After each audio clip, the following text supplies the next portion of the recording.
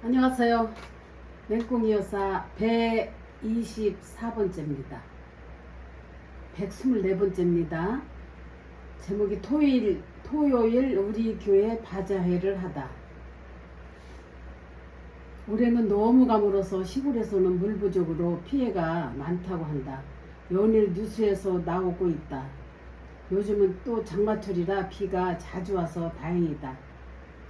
오늘은 토요일 새벽 운동을 지도하는 날이다. 새벽부터 비가 오락가락한다.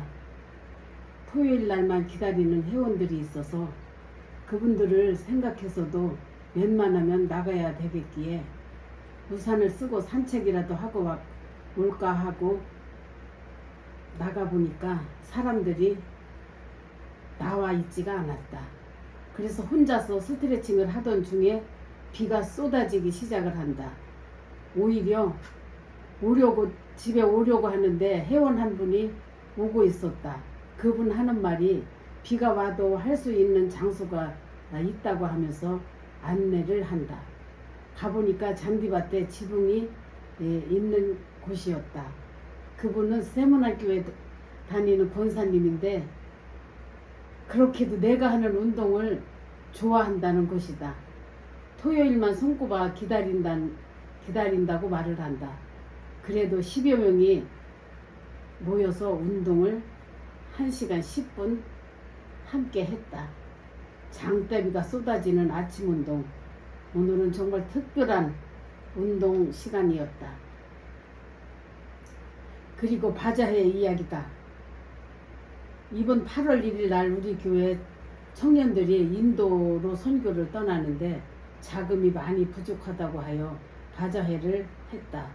목사님이 모두가 참여하는 바자회가 돼야 한다고 간곡히 부탁을 하셔서 난 가게문도 닫고 바자회에 참석을 했다. 교회가 커지다 보니까 제법 큰 바자회가 되었다. 물건들은 구제품부터 시작을 해서 별게 다 있었다. 집에서 입지 않는 그냥 옷이라든가 전자제품, 신발, 집에서 사용하지 않는 물건을 다 가지고 나와서 판매를 하는 것이었다. 우리 셀은 과일과 전을 담당을 했다. 방울토마토와 수박, 복숭아 등을 판매했는데 다행히도 비가 오지 않아서 정말 감사했다. 날씨는 무지 더웠고 밖에서 종일 땀을 흘리며 고생을 했다. 우리는 그 부침개 장사가 제일 잘 됐다. 김치전과 해물전을 했다. 우리는 오전 10시부터 부치기 시작을 했는데 2시가 되니까 동이 났다. 복숭아 70상자와 방울토마토 80상자, 수박 20개 모두 다 팔았다. 다 끝나고 수익금을 계산해 보니 62만 원을 벌었다. 부침개가 원가 9만 원 들었는데 수익금이 16만 원이 나왔다. 확실히 먹는 장사가 최고 많이 나오는 것이다. 부침개 큰 거 2장에 5천 원을 받았는데 다들 맛있다고 싸기도 하니까 인기가 최고였다. 오늘 다들 값진 수고들을 했다. 나도 종일 부침개도 팔고 돈 관리하느라 이리 뛰고 저리 뛰고 더운데 밖에서 얼마나 힘이 들었는지 정말 땀을 많이 흘린 날이었다. 집에 6시쯤 와서 샤워하고 너무 피곤해서 무조건 쓰러져서 잠을 잤다. 17년 7월 8일입니다.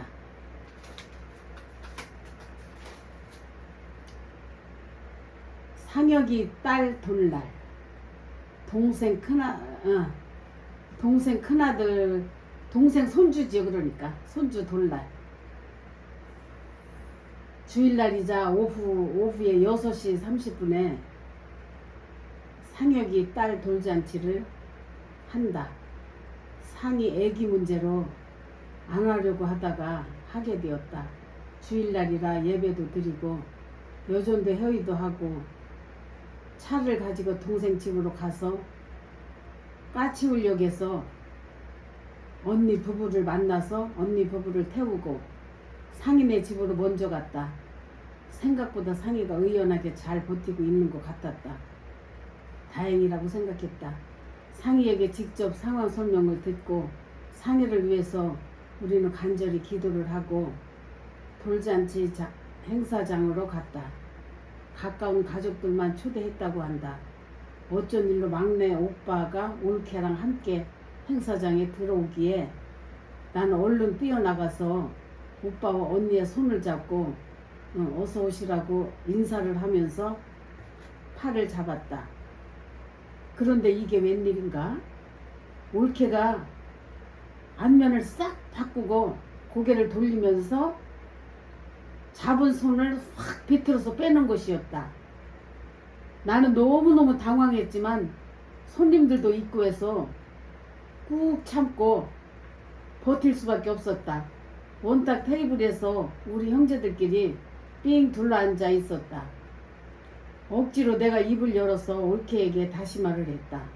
언니는 늘 바빠서 참석하지 못했었는데 오늘 이렇게 오빠랑 함께 와서 너무 좋네요 라고 말을 했다.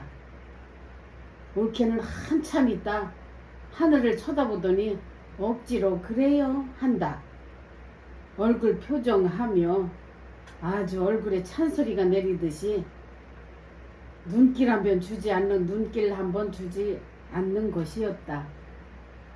난 정말 너무 속상하고 팔을 참으려니 손발이 벌벌벌 떨렸다. 완전히 사람을 이거는 가볍게 보고 하는 짓 같았다. 형제들 돈 다 들어먹고 뭐가 잘했다고 큰소리 치는지 콘도 사건만 생각을 하면 나는 분통이 터질 일이다. 다 망해먹은 오빠에게 돈 내놓으라고 말해봤자 형제들 간에 의리만 상할 것 같아서 웬만하면 잊고 지내려고 가슴에 묻어두고 살으려고 노력을 하고 있는데 오히려 한술 더 뜨는 올케의 행동을 본 것이다. 잔치집에 와서 그런 꼴을 보이려면 뭘 하러 이렇게 돌잔치에 왔는지 이해할 수가 없었다. 1시간 정도 같은 테이블에서 있는 것이 얼마나 불편했던지 잊을 수 없는 불쾌한 자리였다. 간다고 일어서기에 내가 올케에게 말을 했다. 올케, 뭐가 대단히 오해가 있는 것 같은데 우리 커피숍에 가서 오해를 풀고 가야 되지 않겠어요? 하고 제안을 했더니 대화할 필요가 뭐가 있어요? 하면서 오빠랑 쌍으로 큰 소리를 친다. 이 올케 이야기는 오빠가 이렇게 다 망했는데 콘도 얘기를 했어. 이렇게 오빠를 더 화를 나게 한다고 하면서 그런 동생이라고 자기는 볼 수가 없다. 우리는 두 번 다시 볼 필요가 없다. 오빠가 어려울 때 도와주지는 못할 망정 콘도 이야기를 해서 이렇게 마음을 상하게 한다고 하면서 올케는 신우이라고 이제 앞으로는 신우이라고도 안 하고 이제 남처럼 지내자고 그런 말을 하면서 쌩하고 엘리베이터를 타고 가는 것이었다. 사람이 벼랑 끝으로 내몰리게 되면 제정신이 아닌 정신병자가 되는 모양이다. 그렇게 해서 언니 부부랑 오빠 부부는 먼저 가고 나는 정말 생각할수록 화가 나서 참을 수가 없었다. 장소가 장소이다 보니 어쩔 수가 없이 참아야만 했다. 속으로 평안함을 주세요. 하나님 내 마음을 평안하게 해주세요. 계속 기도를 하고 있었다. 돌잔치가 다 파하고 함께 동생 집으로 왔다. 동생 부부는 언니는 잘못한 게 하나도 없다니까 우리는 언니가 잘못한 게 없다고 다 알고 있으니까 오빠 가정은 형편이 너무너무 어려워져서 두 부부가 다 제정신이 아닌 것 같으니까 우리는 대화할 필요도 없고 그냥 내버려 두고 사는 수밖에 없다고 말을 한다. 성질대로 행동할 수는 없는 일. 정말로 내 입장이었다. 동생 집에서 밤새도록 이 생각 저 생각 잠들지 못했다. 아침을 먹고 오려고 하는데 동생이 오늘 상이가 보건소도 가야 하고 동회도 가야 하고 볼 일이 다양하게 있다고 하면서 그리고 손주 태희도 어린이집에 데려다 줘야 한다고 하면서 언니 함께 다니고 점심 먹고 가라고 자꾸 하기에 자주 가지도 못하는 동생 집이고 이왕에 온 김에 그렇게 하자고 하고 동생 차로 상이랑 함께 다니는데 장대비가 쏟아지는 것이다. 도로마다 차가 꽉꽉 막혔다. 정말 손에 땀을 쥐고 우리는 돌아다녔다. 동생은 상이가 출산 후에 너무 예민한 반응을 보인다면서 딸 앞에서 매사 눈치를 보고 신경 쓰는 것 같았다. 동생은 체력은 약하지 숨은 차오르지 동생이 기관지 확장증으로 평생 고생을 하고 있습니다. 상이는 아침을 안 먹었다며 배는 고프다고 하지 삼계탕을 먹고 싶다고 해서 삼계탕을 찾아갔으나 주차 공간이 없는 것이다. 장대비는 쏟아지지. 그냥 할 수 없이 큰 길가에 차를 세워놓고 식당에 가서 삼계탕 한 그릇씩을 맛있게 먹었다. 비는 계속 내리고 있었고 식사 후에 상이는 자기 집에 내려주고 오다가 시장에 들려서 토종닭과 마늘과 파, 무 등을 사가지고 동생 집으로 왔다. 나는 동생 집에 와서 닭을 푹 삶아서 그 국물에 미역국을 한술 끓였다. 동생은 피곤하다면서 침대에 쓰러져서 쉬고 있었다. 상이가 소고기 국물로 미역국을 끓인 게 질린다고 못 먹겠다고 해서 나는 내 방법대로 닭과 닭발 삶은 진한 국물에다 미역국을 끓인 것이었다. 잘 먹어야 될 텐데 동생 약통을 보고 속으로 나는 충격을 받았다. 동생 집에서 이제 닭을 삶으면서 동생 그 거실에 동생이 먹는 약통을 봤습니다. 한 달치 약이 큰 바구니로 한 바구니더라고요. 약 장사처럼 약이 한 바구니였다. 그렇게 많은 양을 날마다 먹고 산다는 것이다. 세상에. 저렇게 많은 약을 먹고 어떻게 세상을 살아가는지 참 걱정이 되었다. 동생은 한숨 자고 일어나더니 미역국을 보더니 고마워했다. 자기는 체력이 너무 딸려서 죽겠다고 한다. 언니랑 함께 살았으면 너무 좋겠다고 말을 한다. 언니가 좋다고 몇 번이나 말을 한다. 내가 자기네 일을 해주니까 동생은 좋겠지요. 나도 많이 힘들지요. 나도 많이 힘든데 동생은 내가 자기 집에 가면 그렇게 이거 해줘 저거 해줘 실세가 없이 나를 일을 시킵니다. 안 하겠다는 말을 못하고 동생이 원하는 걸 다 해주면 저도 아주 지친답니다. 정말 애처롭고 안타깝지만 그럴 수 없는 내 형편이다. 이번에 동생과 많은 얘기도 나누었다. 셋째 오빠 이야기부터 우리 자매가 좋기는 좋다. 결국엔 난 계속해서 비도 오고 있는 시간에 4시가 넘어서 난 집으로 왔다. 동생은 상이랑 이대 목동병원에 있는 애기 면회를 갔다. 신생아를 이제 그 학문이 없는 신생아는 목동병원에다 입원을 시켜 놓은 상태였습니다. 사람이 신경 쓴다고 해결될 일은 아니지만 정말 많은 걱정이 되었다. 병원비는 아빠가 다 대줄 테니까 좋은 의사 선생님 통해서 치료만 잘하라고 얘기를 했단다. 불행 중 다행이다. 앞으로 이 아이가 받아야 할 고통은 엄청날 거라고 의사가 말을 했다고 하니 신생아를 똥주머니를 옆구리로 뺐다고 한다. 학문이 없는 아기를 낳았습니다. 그래서 신생아를 그 옆구리를 구멍을 내서 거기다 똥주머니를 달았다는 거예요. 똥주머니를 관리를 잘 해야 된다고 하는데 그 어린 아기를 어떻게 잘 관리를 할지 생각만 해도 너무너무 가슴 아픈 일이었다. 하나님밖에 도울 자가 없습니다. 우리 인간은 아무것도 도와줄 수가 없습니다.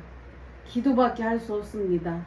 하나님 아버지, 이 신생아를 불쌍히 여겨주셔서 잘 치료받을 수 있도록 정상아기로 태어날 수 있도록 주님 도와주시옵소서. 일주일간 상의를 돌보며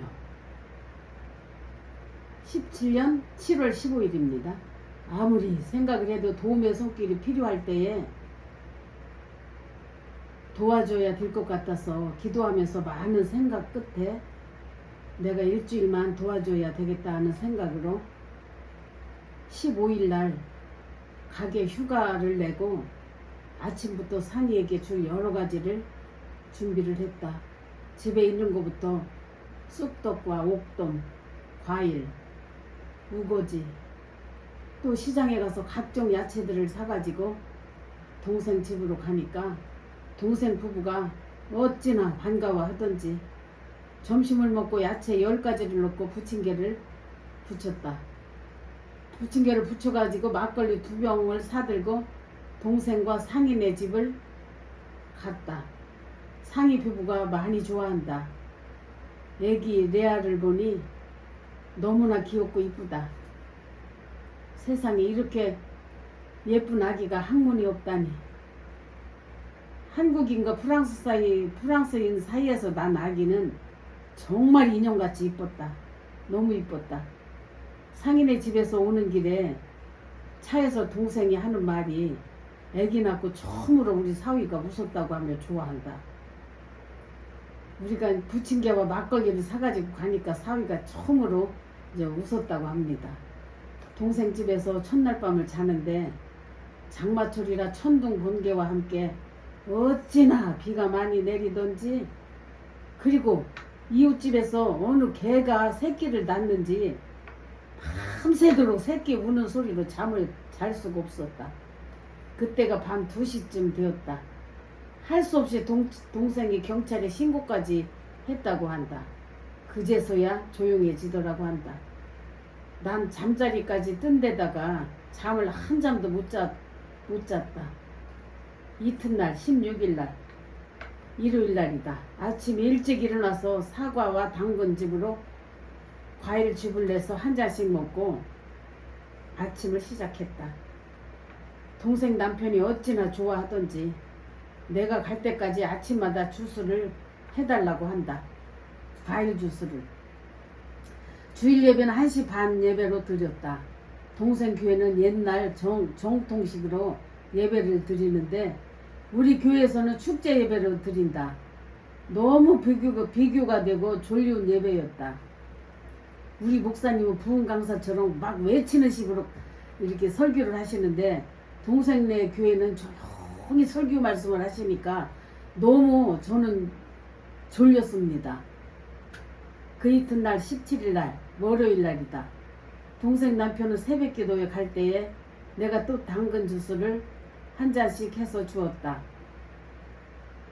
동생 남편은 교회로, 동생은 아침 밥을 준비하고 나는 정원에서 40분 동안 운동을 했다. 그리고 바쁘게 아침을 먹고 집을 나가 상희 집으로 갔다. 상희 집에 9시에 갔다. 가자마자 방금 짜온 당근과 사과 주스를 시원하게 한 잔 상희에게 먹이고 상희 아들 대희를 어린이집에 데려다 주고 왔다.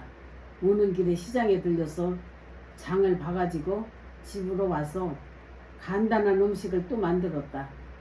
오후 2시쯤 우리 작은아들 부부가 상인의 집에 들려서 이모네 집으로 왔다. 우리 아들은 상희를 보면서 많은 생각을 했다고 한다.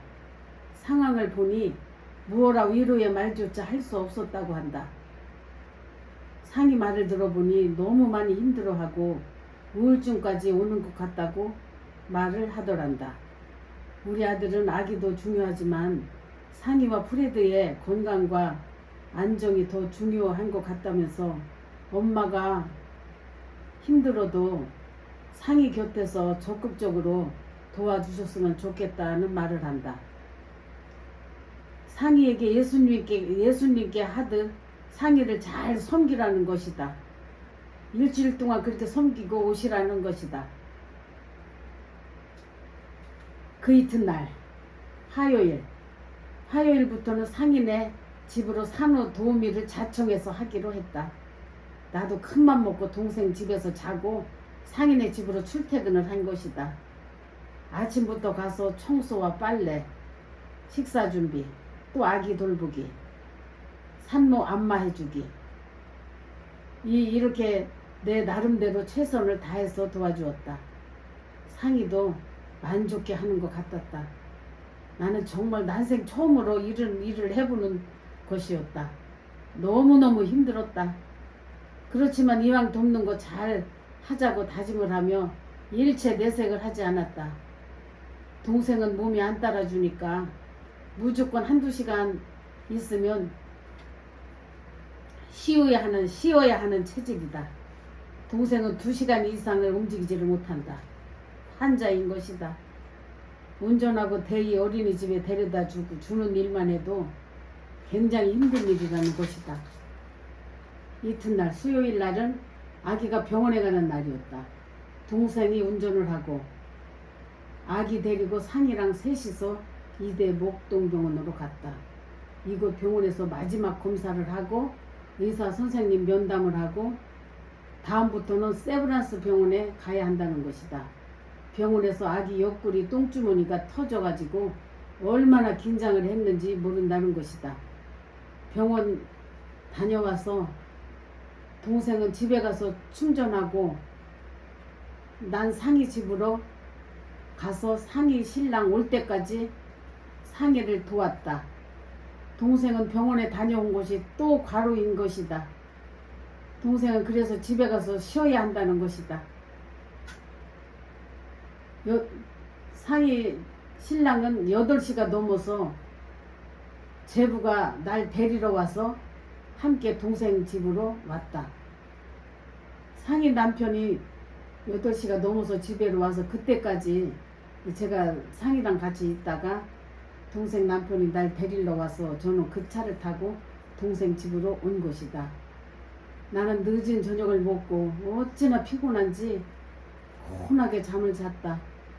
내가 평소에 안 하던 일을 해서 그런지 정말 너무너무 나도 피곤하다. 날은 덥지. 그래도 아무 얘기도 말도 하지 못하고 일을 하고 있다. 잇몸에 물집이 다 잡혀가지고 더욱 힘든 것이다. 먹는 것도 제대로 먹을 수가 없었다. 이튿날 목요일 아침부터 화장실부터 대청소를 해줬다. 베란다에다가 빨래를 넣는데 어찌나 더운지 숨이 막혀서 쓰러질 뻔했다.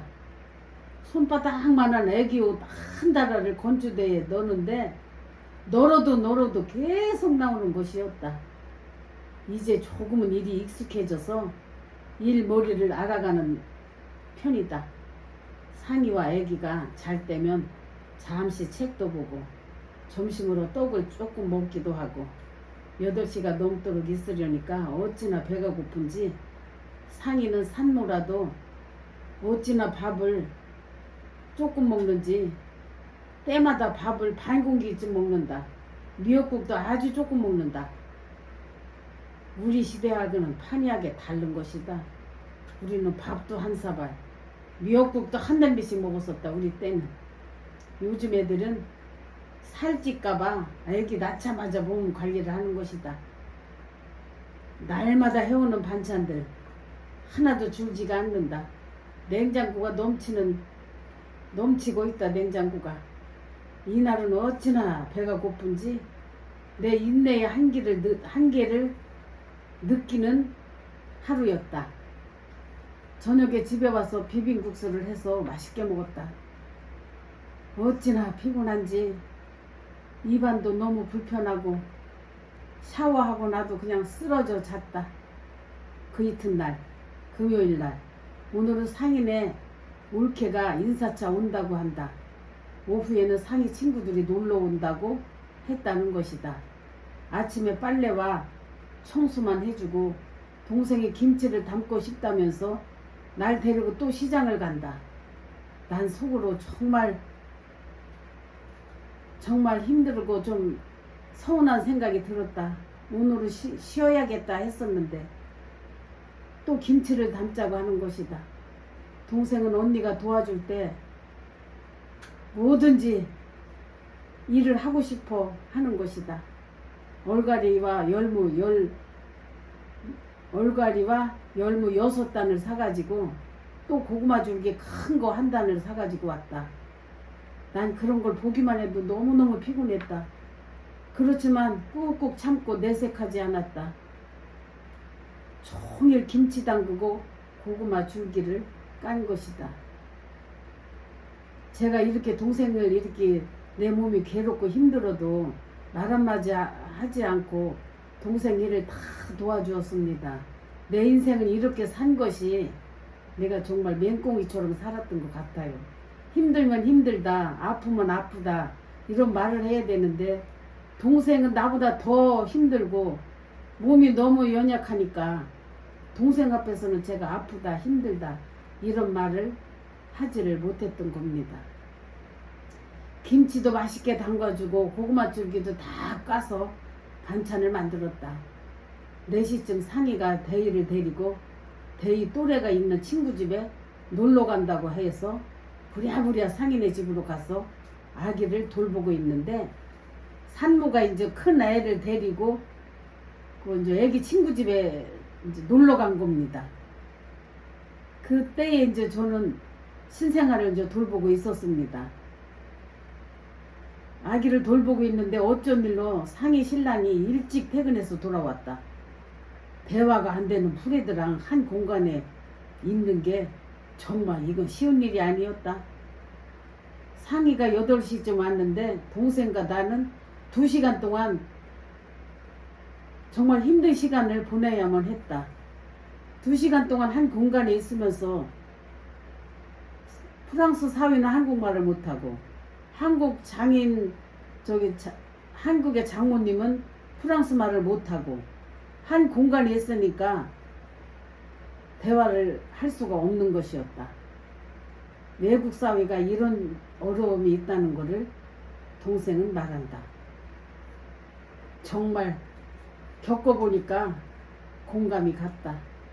멀쩡한 사람이 할 말은 많아도 말하지 못한다는 건 이건 얼마나 불편한 일인지 알 수 있다. 토요일 날이다. 드디어 집으로 오는 날이다.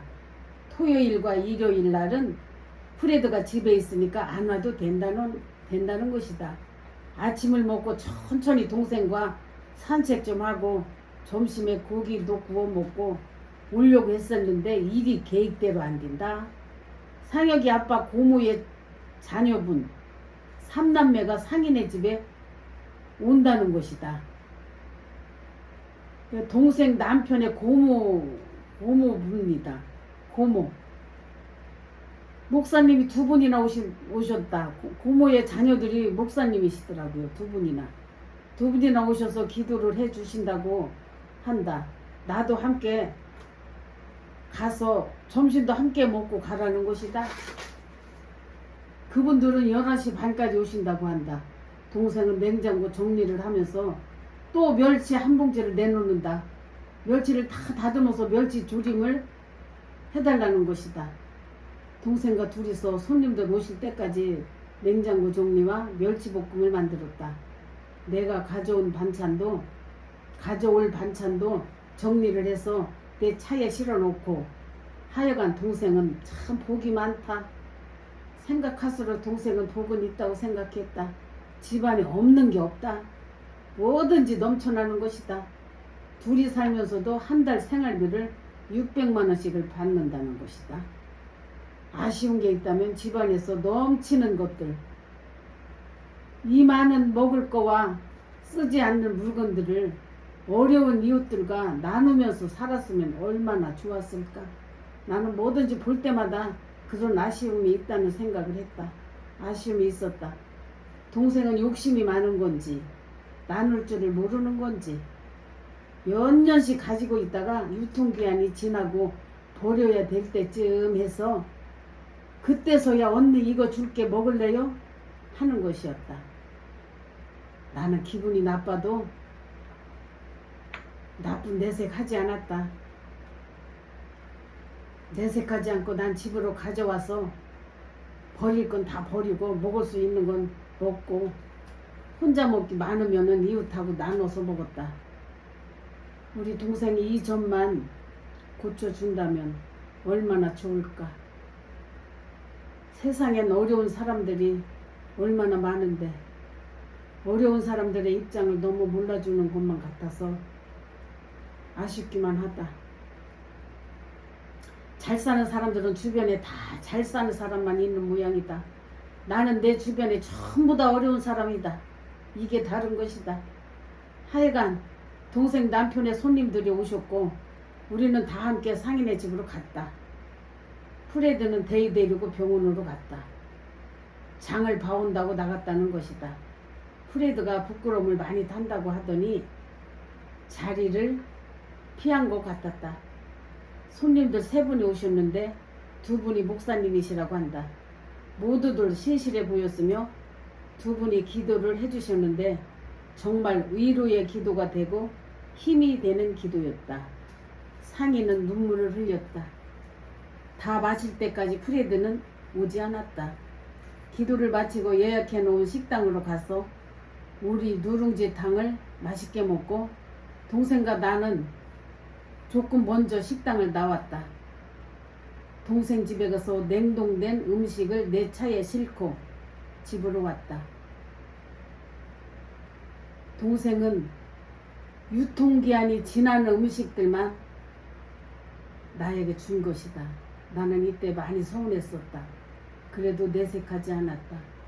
날씨는 어찌나 덥고 몸은 피곤하던지 집에 와서 짐 정리를 하고 에어컨 빵빵하게 틀어놓고 무조건 잠을 잤다. 이렇게 해서 상이와 동생을 향한 한 주간의 봉사가 마무리가 된 것이다. 생각해보니 잘한 일이었다고 생각이 든다. 남도 도와주는데 동생 딸이 학문 없는 아기를 낳았다고 고통 중에 있을 때 일주일간 도와준 건 언니로서 이모로서 잘했다는 생각을 했다. 동생 부부와 상이 부부가 얼마나 고마워했는지 모른다. 나도 할 수 있을 때 했다는 게 잘한 일이고 동생 남편은 노후에 함께 살자는 말을 또 몇 번이나 했었다. 동생도 언니와 함께 살자는 말을 시간 날 때마다 한다. 그런데 나는 그게 아니다. 내 성격은 활동적이다 보니까 집에서만 나는 있는 게 너무 힘들다. 너무 심심할 것 같다. 집이 아무리 좋으면 뭐하나? 내 인생이 재미가 없는데 나는 남은 내 노후의 삶을 즐기면서 살고 싶다. 그렇게 사는 것이 의미 있는 삶일 것 같아서다. 빈부차가 너무 심하다 보니까 은연중에 내가 상처받을 때가 많을 것도 같다. 난 혼자 사는 게 익숙하고 뭔가 약간의 수입도 있으면서 많은 사람들과 어울리면서 봉사활동도 하면서 내가 가진 재능을 활용하면서 살고 싶다. 더 나이 들면 모르겠지만 지금 생각은 그렇다는 것이다. 내 인생은 내가 주인공으로 살 때 살아있음을 느끼는 것 같다. 살아가는 의미가 있는 거라 생각한다. 내 인생은 내가 주도적으로 살아야 한다고 생각한다. 그게 내 인생이니까. 오늘은 여기까지 하겠습니다.